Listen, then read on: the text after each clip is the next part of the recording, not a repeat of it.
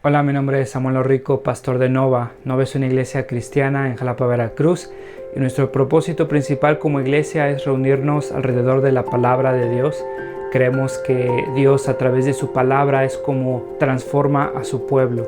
Nos llama a creer, a arrepentirnos, a amar lo que antes aborrecíamos, a aborrecer lo que antes amábamos.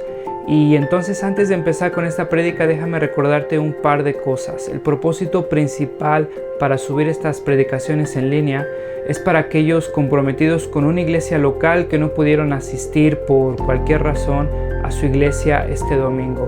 Estas predicaciones son un recurso para nosotros, para poder crecer, para poder escuchar la palabra de Dios.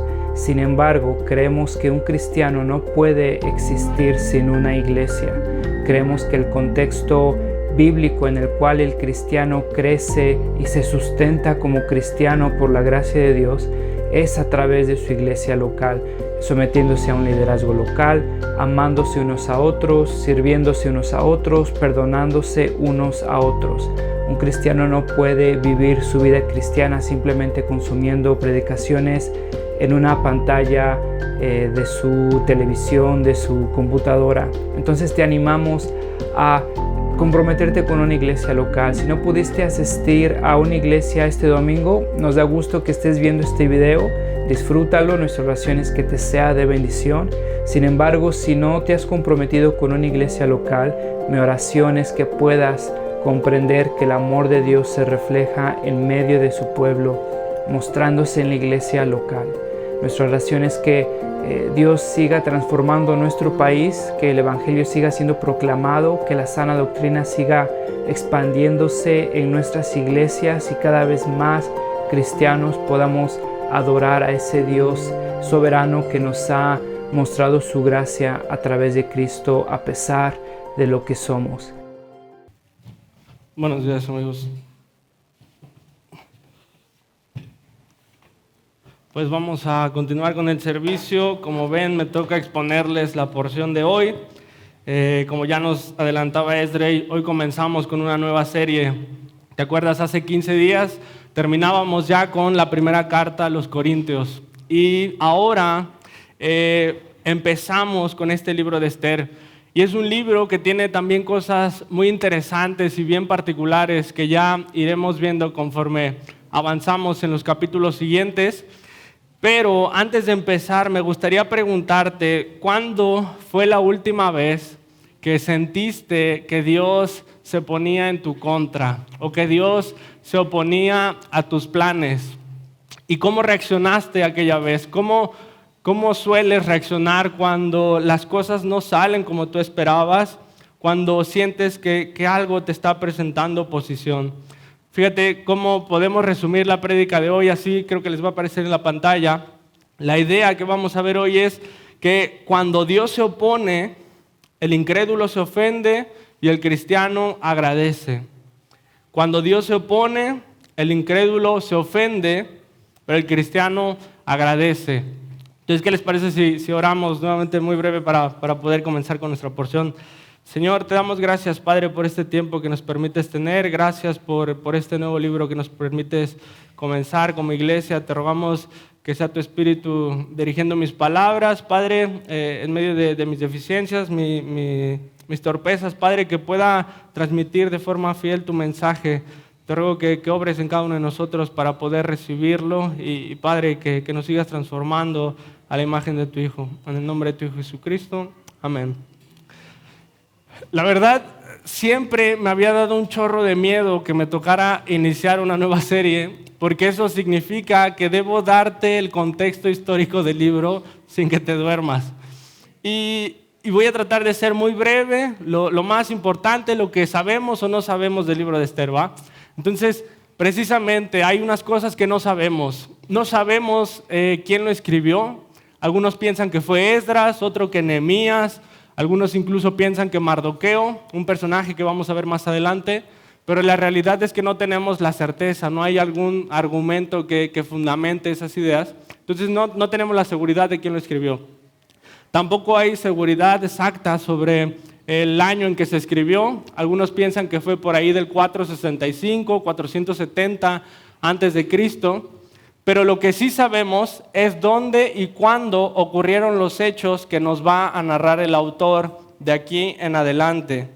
Fíjate ahí en el versículo 1 y 2 de nuestra porción nos dice: el rey Asuero, que reinó sobre 127 provincias que se extendían desde la India hasta Cus, estableció su trono real en la ciudad de Susa.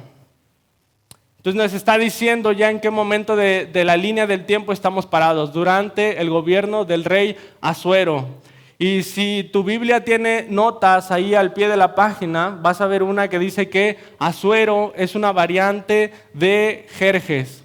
Es decir, que popularmente se le conoce como Jerjes a este rey. Y de hecho es famosillo, incluso sale ahí en un par de películas, seguramente las has escuchado, de los 300 espartanos. Ahí sale este rey Jerjes.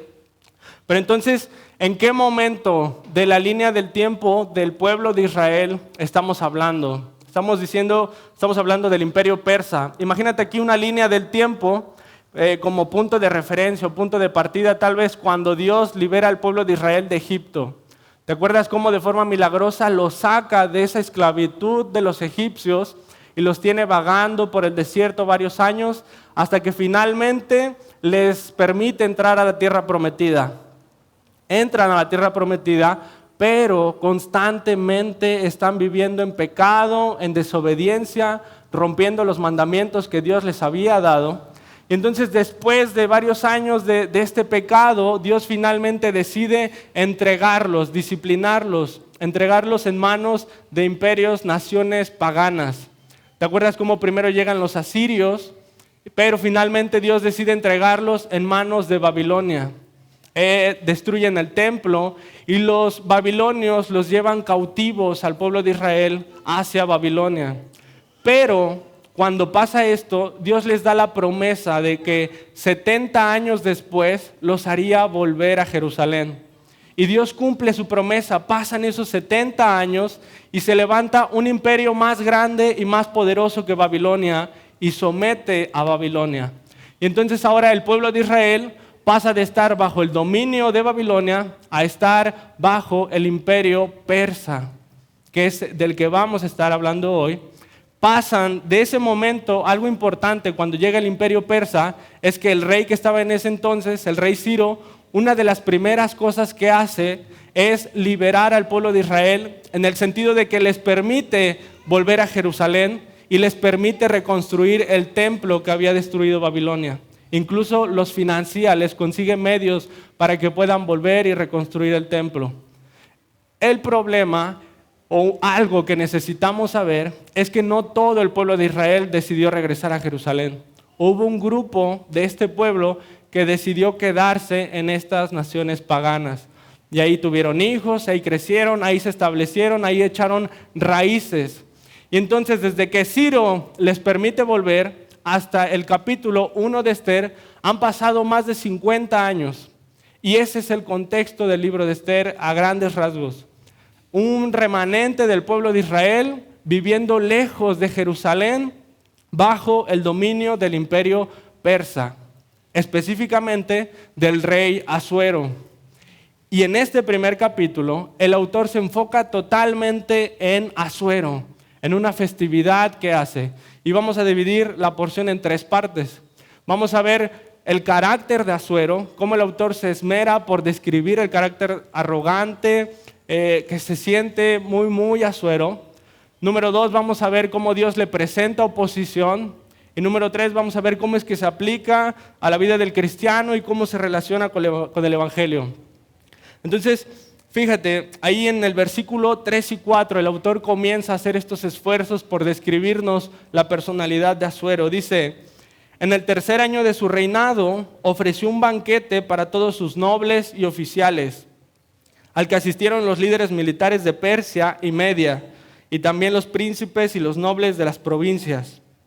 Escucha, durante 180 días les mostró la enorme riqueza de su reino y la esplendorosa gloria de su majestad.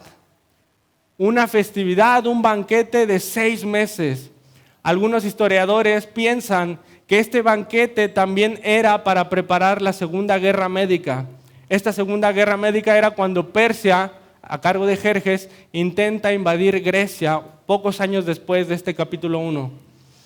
Probablemente estaba planeando también esta guerra, pero el autor hace énfasis en un propósito. La Reina Valera en el versículo 4 dice que hizo esta festividad, este banquete, para mostrar él las riquezas de la gloria de su reino y el brillo y la magnificencia de su poder. En pocas palabras, juntó a la crema innata de Persia para mostrar qué tan grande y poderoso era él y lo que había conseguido, todos sus logros, y la verdad que no eran pocos. Hasta ese momento no había habido un imperio más grande y más poderoso que el persa. Su extensión territorial era inmensa, tenía el ejército más numeroso. Surgen muchas leyendas a raíz de estas características del imperio persa, y Jerjes quiere demostrar qué tan fuerte, qué tan poderoso es. Hay descripciones bastante interesantes de él, pero fíjate que no le bastan 180 días. Versículo 5 nos dice que pasado este tiempo el rey ofreció otro banquete. Imagínate 6 meses de fiesta, de ver todo lo que el rey tiene, lo grande que es, lo poderoso que es. 6 meses. Y ya la gente como pues muchas gracias, ¿no? Todo muy rico, pero... Y Jerjes, no han visto el jardín interior de mi palacio. Pasen. Y la descripción que hace el autor es bien interesante. Y ya no era solo para los más importantes, dice, duró 7 días para todos los que se encontraban en la ciudad de Susa, tanto los más importantes como los de menor importancia. Este banquete tuvo lugar en el jardín interior de su palacio, y entonces nos empieza a describir las cortinas, los aros de plata, las columnas de mármol. Y esto es importante porque para los persas las joyas, las piedras preciosas eran importantes porque era un reflejo precisamente de eso, del poder que tenían. Incluso hay descripciones de cómo los militares que iban a la guerra llevaban joyas en su barba. Jerjes sigue haciendo esfuerzos por mostrar su poder. Jerjes es bastante egocéntrico. Fíjate, hay unas inscripciones de cómo se describía él como rey de reyes o el gran rey. Algunos los describen, fíjate, un historiador griego dice que era un rey dado al lujo y a creerse por encima de los dioses. Tenía una estima bastante alta este Jerjes. Platicaba con Sam en la semana y me decía que él veía interesante la similitud que tenía, cómo se describía el jardín de Asuero y cómo se describe en Éxodo el tabernáculo. Fíjate, nos dice de cortinas blancas y azules, cordones de lino, pasaban por anillos de plata. Fíjate, Éxodo capítulo 26, versículo 1. Dice, harás el tabernáculo de 10 cortinas de lino torcido, azul, púrpura y carmesí. Y lo harás con querubines de obra primorosa. Versículo 6. Haz luego 50 ganchos de oro para que las cortinas queden enganchadas con una de otra, de modo que el santuario tenga unidad en conjunto. Es como si el autor estuviera haciendo una comparación, un paralelismo para ver lo que Asuero quería proyectar de sí mismo. Un semidios todopoderoso que hasta ese momento ciertamente había conseguido lo que había querido. Pero se nos presenta un hecho determinante y curioso a través de su esposa. Jerjes no le basta, ya hizo un banquete de 180 días, ya está haciendo otro de 7 días y quiere mostrar un trofeo más. Versículo 10 y 11. Al 7º día, como a causa del vino, el rey Asuero ya estaba muy alegre, ordenó a los 7 eunucos que le servían, versículo 11, que le llevaran a su presencia a la reina, ceñida con la corona real, a fin de exhibir su belleza ante los pueblos y sus nobles, pues realmente era muy hermosa. Imagínate a Asuero ya tomado, 187 días, pensando ¿qué más les puedo mostrar para que vean mi poder? Y se le ocurre, mi mujer. Y entonces manda a traer a la reina Vasti, y aquí hay un debate sobre qué significaba realmente traer a la reina ceñida con la corona. Y muchos creen que en realidad lo que quería decir era traer a la reina solamente con la corona. Y esto no está tan descabellado porque concuerda con muchas descripciones de Asuero históricas. Fíjate, un historiador cómo describe a Jerjes como un rey degenerado, excesivo, por no decir que un cerdo depravado. Y muchos es por esto que creen que realmente sí se refería a esto, a traer a Vasti solamente con la corona, desnuda. Jerjes no quería exaltar lo buena que era su esposa, lo bella que era, sino quería utilizarla una vez más para mostrar lo que él había logrado conseguir, lo que él tenía, el poder que tenía. Pero de forma increíble se le caen los planes, versículo 12, pero cuando los eunucos comunican la orden del rey, la reina se negó a ir. Esto contrarió mucho al rey y se enfureció. De forma increíble, Vasti se niega a ir y de forma muy prudente, si estaban separados, ¿te acuerdas que nos dice que Vasti estaba haciendo otro banquete para mujeres? Estaban separados hombres de mujeres. Vasti obviamente se niega a ir porque sería deshonrar a esta mujer. Vasti se niega y entonces fíjate cómo nos dice que esto contrarió mucho al rey. Es como si se topara con pared Asuero. Como si se fueran abajo todos sus planes. Y no pierdas de vista la perspectiva que nos está creando el autor. Cómo Asuero está haciendo todos los esfuerzos, un banquete grandísimo para que todos vean su poder, y de repente se demuestra que no tiene control ni de su esposa, y todo se le va abajo. Asuero termina siendo exhibido por Vasti, su esposa. Imagínate la vergüenza. Estaban todas las personalidades más importantes de Persia. Probablemente los casados entiendan esto, ¿no? Esos momentos incómodos en casa entre esposo y esposa cuando tal vez uno no quiere hacer lo que el otro dice. Asuero es como este tipo machista, ¿no? Que con sus amigos se las da de muy hombre y sí, vénganse, vamos a ver el partido a mi casa. Ahorita le digo a mi mujer que nos haga unos jochos. Y llega a su casa y le dice, oye, pues vamos a ver el partido aquí, no nos haces unos cochos. Yo los invité, ¿o qué? Ahí pídanse algo. Y entonces, ¿cómo queda el hombre exhibido, avergonzado entre sus amigos? Imagínate cómo se habría sentido Asuero, enfrente de las personalidades más importantes, exhibido. Fíjate cómo lo curioso es que esto ocurre en el último día del banquete. Probablemente por eso termina el banquete. Se nos dice que Asuero se encendió en ira. La Reina Valera dice que se prendió en ira. Probablemente incluso por esto terminó el banquete. Asuero está molesto. Asuero probablemente en su vida había recibido un no. Probablemente jamás había pasado que no lograra conseguir algo. Fíjate, algo que narra Heródoto, un historiador griego. Narra una historia bien interesante que intentaba pasar el mar y había una tormenta muy grande y no podían atravesar. Y fíjate lo que narra, cómo Asuero le manda a dar 300 latigazos al mar y le dice, agua amarga, este castigo te da el Señor, o sea Jerjes, porque te has atrevido contra él. Sin haber antes recibido de su parte la menor injuria, entiéndelo bien, brama por ello. Que el rey Jerjes, quieras o no quieras, pasará ahora sobre ti. Con razón veo que nadie te hace sacrificios, pues eres un río pérfido y salado. ¿Qué tan demente estaba este cuate para ponerse a pelear con el mar y mandarle a dar 300 latigazos? Era incapaz de recibir un no de alguien. Y ahora se lo da a su esposa.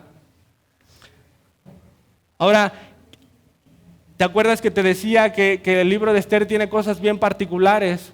Una de ellas es que en todo el libro de Esther nunca vas a encontrar el nombre de Dios. No hay ninguna mención del nombre o algún título de Dios.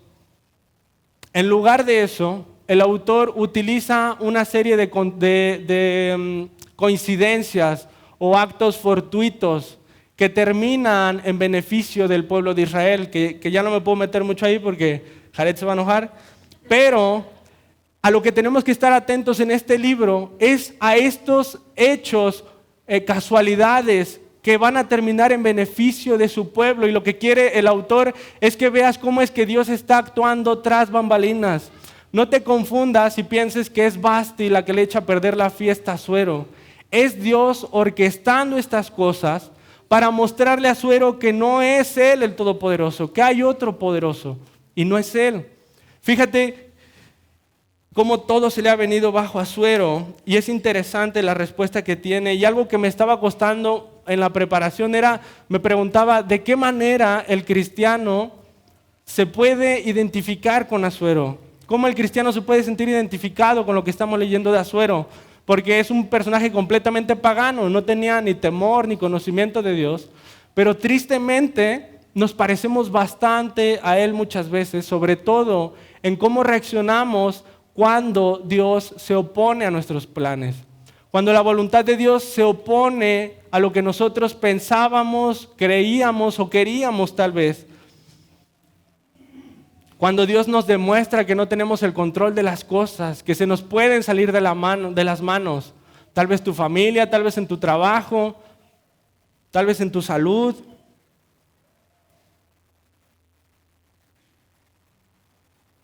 Fíjate cómo Asuero pide un consejo a su equipo de consejeros, válgase la redundancia, y lo que le aconsejan es completamente mundano, absurdo.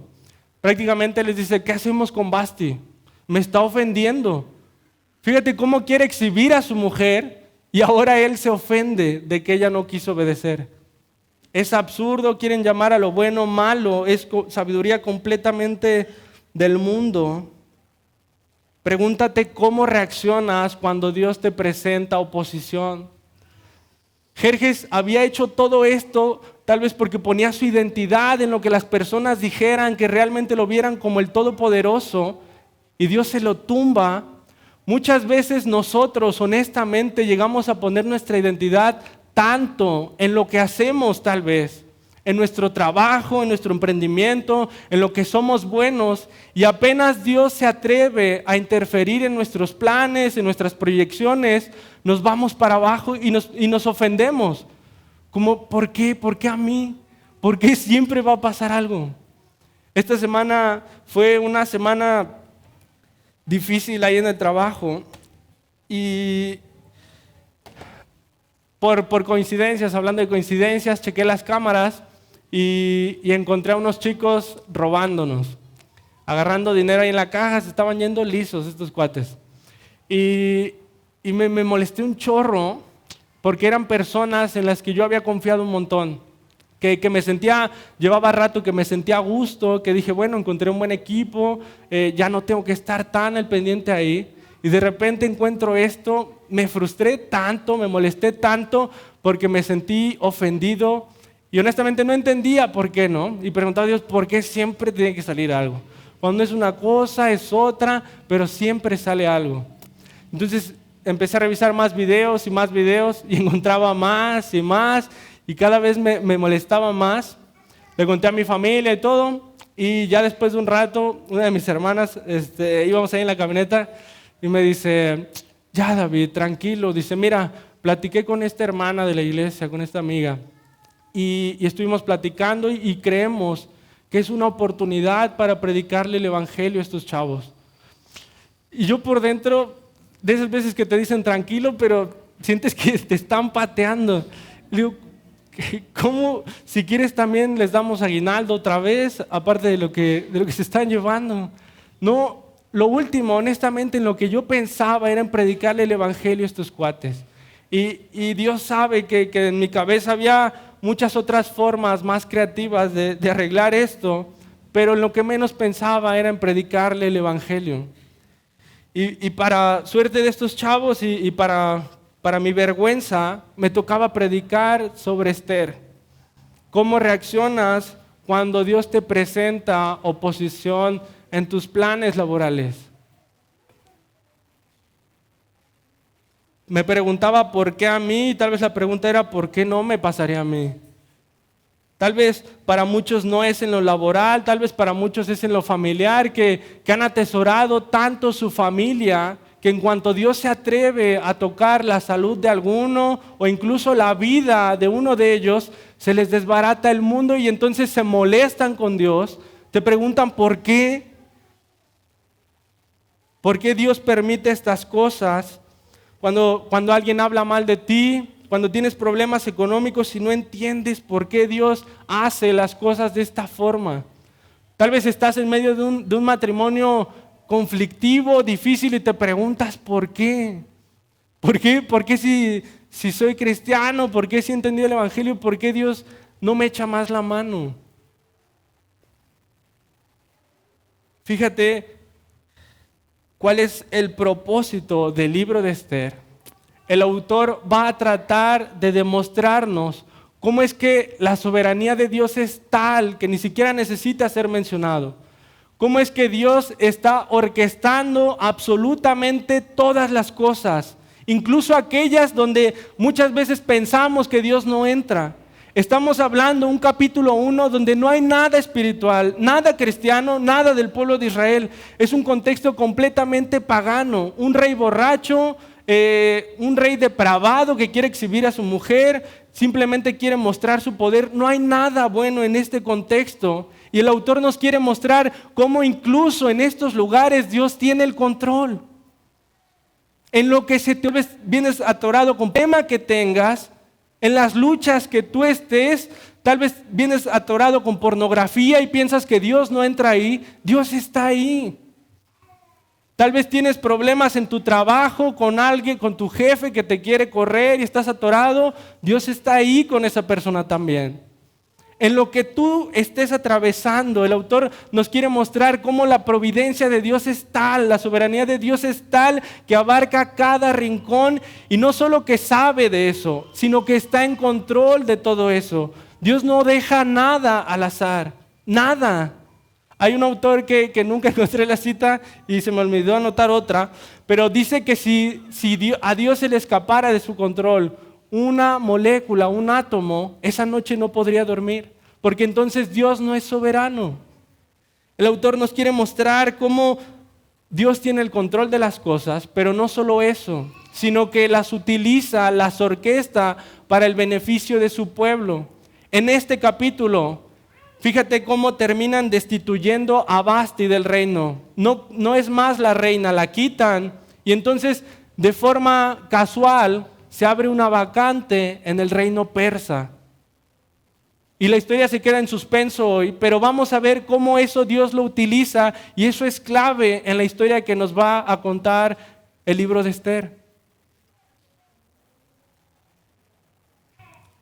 Cuando Dios se opone a nuestra voluntad, tenemos que entender que eso es mejor de lo que nosotros pudiéramos haber planeado, porque la voluntad de Dios es buena y es perfecta. Y Él conoce todas las cosas. Fíjate, esta cita de una misionera dice: si oramos como Cristo nos enseñó en el Padre Nuestro, hágase tu voluntad en la tierra como en el cielo, es muy posible que para hacer su voluntad, la nuestra será deshecha cada cierto tiempo, de forma que yo haga lo que Él quiere y no lo que yo quiero. Si de verdad anhelamos que se cumpla la voluntad de Dios, necesitamos entender que muchas veces su voluntad se va a oponer a la nuestra. Y la prueba más grande la tenemos en Cristo, en el Evangelio. ¿Te acuerdas la oración que hace en Getsemaní? Seguido se menciona Lucas capítulo 22, versículo 42, Padre, si quieres, no me hagas beber este trago amargo, pero no se cumpla mi voluntad, sino la tuya. Y entonces es el Padre rechazando la voluntad del Hijo, oponiendo su voluntad a la del Hijo para el beneficio de su pueblo, para el rescate de cada uno de nosotros. Podemos descansar en que Dios es tan soberano que así se vea mal el contexto, así el panorama sea terrible, podemos descansar. El cristiano puede confiar en que lo que pase será bueno a final de cuentas, porque Dios así lo ha prometido, y no solo lo ha prometido, así nos lo ha garantizado en la cruz. Fíjate, para terminar me gustaría leerte el Salmo 121. Muchas veces sentimos que Dios no está ahí, es lo que nos quiere mostrar el libro de Esther. A veces pensamos que no está, pero realmente Dios no hay lugar en el que no tenga control, en el que no esté teniendo cuidado de su pueblo. Salmo 121 dice: a las montañas levanto mis ojos. ¿De dónde ha de venir mi ayuda? Mi ayuda proviene del Señor, que hizo el cielo y la tierra. No permitirá que tu pie resbale. Jamás duerme el que te cuida. Jamás duerme ni se adormece el que cuida de Israel. El Señor es quien te cuida, el Señor es tu sombra a tu mano derecha. De día el sol no te hará daño, ni la luna de noche. El Señor te cuidará, de todo mal guardará tu vida. El Señor cuidará tu salida y tu entrada, desde ahora y para siempre. Señor, te damos gracias, Padre, por una vez más permitirnos escuchar tu palabra. Te agradecemos, Señor, por recordarnos de qué tamaño es tu soberanía, de qué tamaño es tu providencia, Padre, que no hay lugar, no hay rincón en el cual no llegues tú, Padre. No hay lugar que tú no controles, que tú no estés orquestando para el beneficio de tu pueblo. Señor, te ruego que eso haga una diferencia en nosotros, que podamos confiar, descansar en nuestra semana. Padre, que podamos tomar nuestras decisiones con esto presente, que tú obras para bien de tu pueblo, que no descansas, Señor, día y noche, y estás velando y cuidando por nosotros. En el nombre de tu Jesucristo te damos. Amén.